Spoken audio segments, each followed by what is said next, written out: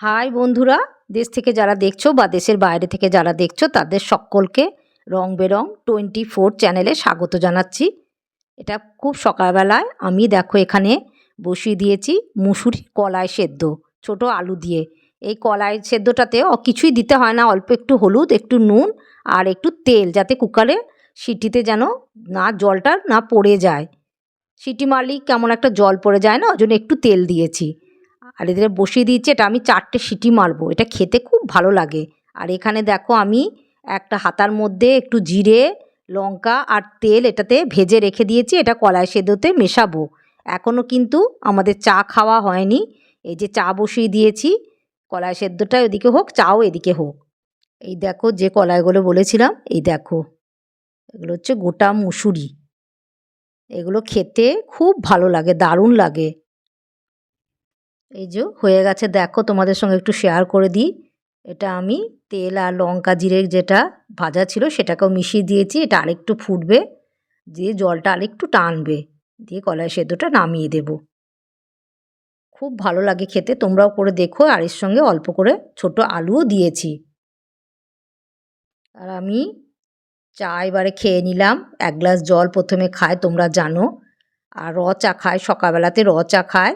আর এই দেখো বিস্কিট দিয়ে চাও খেয়ে নিলাম। আজকে তোমাদের একটা এঁচোড় কাটার চমৎকার পদ্ধতি শেয়ার করব। এতে হাতে ও বাসনে একটুও আঠা লাগবে না। তোমরা পুরো দেখতে থাকো পদ্ধতিটা। এই দেখো আমি একটা জায়গায় জল নিয়ে নিয়েছি একটু, আর এর সঙ্গে মিশিয়ে দেব আমি 1 মুঠো আটা, যে আটাতে আমরা রুটি করে খাই। এই আটাটা ভালো করে এর সঙ্গে গুলিয়ে নেব। এই যে ছোট ছোট গুলি রয়েছে, এগুলো সব ভালো করে মিশিয়ে নেব।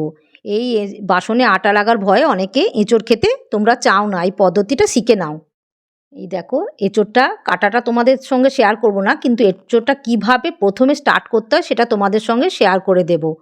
এই ভয়ে অনেকে এঁচোড় খেতে চাও না, এই আটা লাগার ভয়ে। এই দেখো এঁচোড়টা খুব কচি, খুব সুন্দর। এবারে আমি এটাকে ভালো করে একদম জল দিয়ে ভালো করে ধুয়ে নেব। তোমরা এটাতে নুনও একটু দিয়ে এরকম ঘষে ঘষে ঘষে ঘষে যতটা পারবে আটাটাকে তুলে দেবে। প্রথমেই আটাটাকে তুলে দেবে। এই আটাটা তুলে দিলে না, এঁচোড়ে আটাটা তাহলে আর বাসনে বা হাতে অত লাগবে না।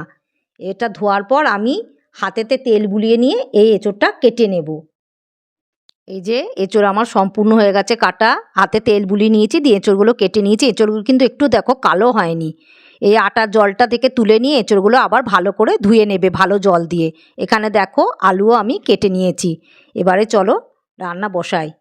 রান্না বসিয়ে দিয়েছি, দেখো ভাত মোটামুটি হয়েছে, ভাত এখনও হয়নি, জল দিতে হবে ভাতে।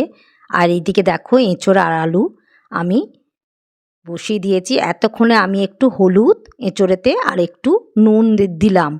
দেখো এবার এটাকে একটু সেদ্ধ করে নেব। খুব বেশি সেদ্ধ করব না, মোটামুটি সেদ্ধ করে নেব।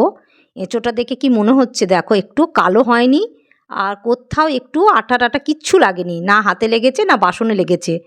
তোমরা আটা লাগার ভয়ে এঁচোড় খাও না, এই পদ্ধতি তোমরা অবলম্বন করে দেখতে পারো।